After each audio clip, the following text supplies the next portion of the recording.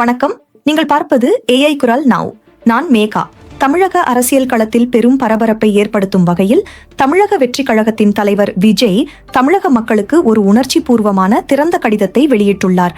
இந்த கடிதத்தின் தொடக்கத்தில் என் நெஞ்சில் குடியிருக்கும் என் சொந்தங்களாகிய தமிழக மக்கள் அனைவருக்கும் வணக்கம் என்று கூறிய விஜய் மக்களிடம் தனது நன்றியையும் அன்பையும் வெளிப்படுத்தியுள்ளார்.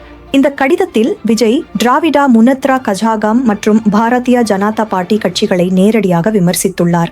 மக்கள் விரோத சக்தி, பிளவுவாத சக்தி என்று குறிப்பிடும் வகையில் அவரது அரசியல் நிலைப்பாட்டை தெளிவாக வெளிப்படுத்தியுள்ளார். விஜய் தனது கடிதத்தில் அழுத்தங்களுக்கு அடிபணிய மாட்டேன், அதிகாரத்தால் மிரட்ட முடியாது, பணத்தால் வாங்க முடியாது என்ற வலுவான அரசியல் செய்தியை வெளிப்படுத்தியுள்ளார். பெண்கள், இளைஞர்கள் மற்றும் மக்கள் சக்தியே தன்னுடைய அரசியல் பலம் என்று விஜய் கூறியுள்ளார். உங்கள் அன்பே என்னை இயக்குகிறது என்ற உணர்ச்சி பூர்வமான வரிகளும் இந்த கடிதத்தில் இடம்பெற்றுள்ளன. வரும் தேர்தலை முன்னிட்டு விஜய் மக்களிடம் தெளிவான அழைப்பை விடுத்துள்ளார்.